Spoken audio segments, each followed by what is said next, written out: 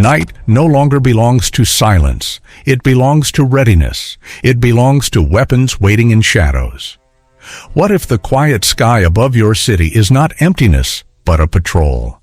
What if the road outside your town carries a convoy hiding the end of nations?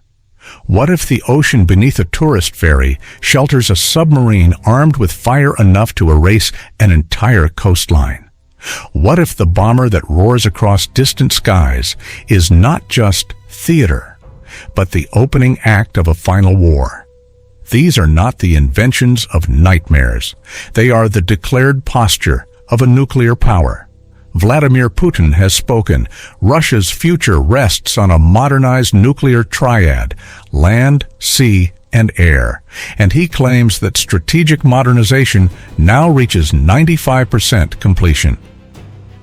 In a world where the last major treaty between Moscow and Washington teeters on the brink of expiration, this claim is not merely rhetoric. It is a signal to adversaries, a warning to allies, and a chilling reminder to civilians that the calculus of survival is being rewritten. Tonight, we descend into that triad, the three weapons that ensure the apocalypse is never more than a decision away.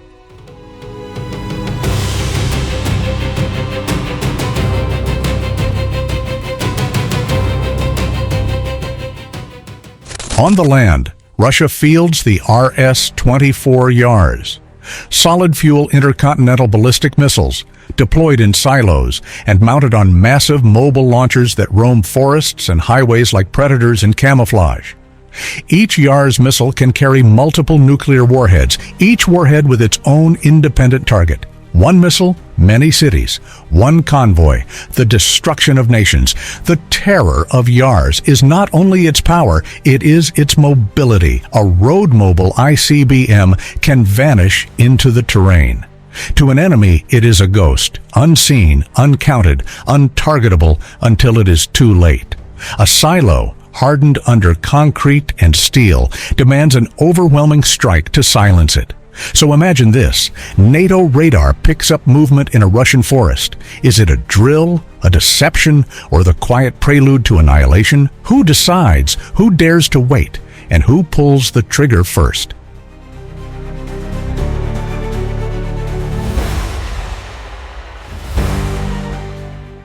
Beneath the black waters lurks the most survivable weapon of them all. The Borei and Borei A class submarines armed with the Bulava SLBM. Each carries 16 missiles.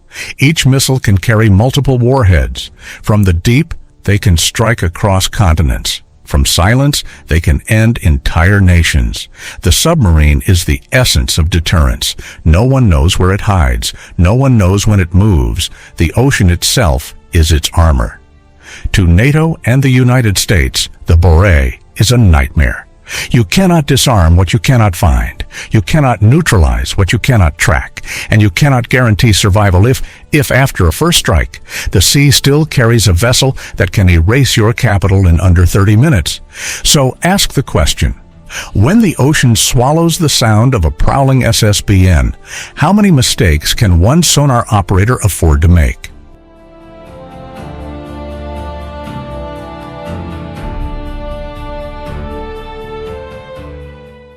Above the clouds, another predator. The Tu-160M, the modernized White Swan, Russia's most powerful strategic bomber.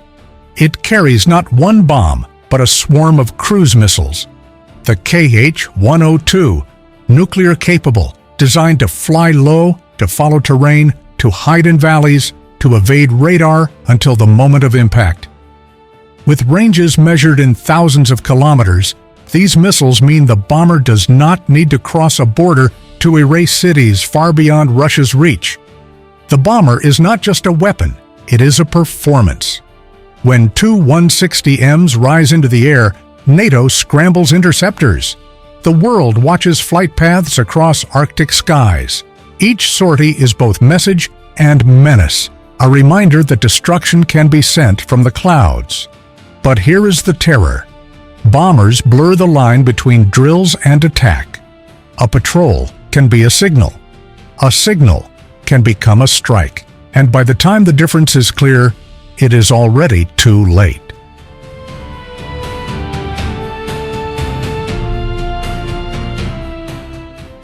Putin's declaration that Russia's nuclear triad is 95% modernized is more than a statistic. It is a weaponized number. On land, it means mobile missiles like Yars are already dispersed and active. At sea, it means Borei submarines with Bulava missiles are leaving piers under regular patrol. In the air, it means 2 160M bombers, rebuilt and rearmed, stand ready with cruise missiles designed for nuclear war.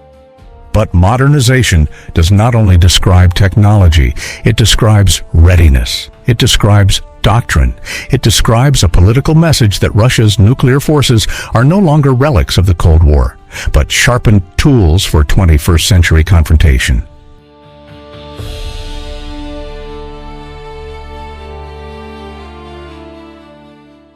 How has the West responded? NATO runs near constant air policing over the Baltic and Black Seas. The United States invests billions into missile defenses, interceptor networks, and radar. Exercises increase, warnings multiply. But defense has limits. An interceptor cannot stop all missiles. A radar cannot see every submarine. An alliance cannot undo the fact that one hidden missile, one unseen patrol, one bomber in the wrong place can change everything. And in war rooms from Washington to London, one phrase echoes like a prayer and a curse. Deterrence only works until it doesn't. So we return to the questions that haunt the world. If missiles vanish into forests, how many forests must be watched? If submarines vanish into oceans, how much ocean must be patrolled? If bombers circle above borders, how long before a signal is mistaken for the start of war? And if 95% of a nuclear triad is modernized and its leader boasts of its readiness, then what remains of safety, of treaties, of guarantees? The answer may be simple. Safety does not remain. Only choices remain. Choices made by men in rooms where silence is deadly and hesitation is fatal. Watch, question, fear. Because the only thing more dangerous than weapons is believing they will never be used.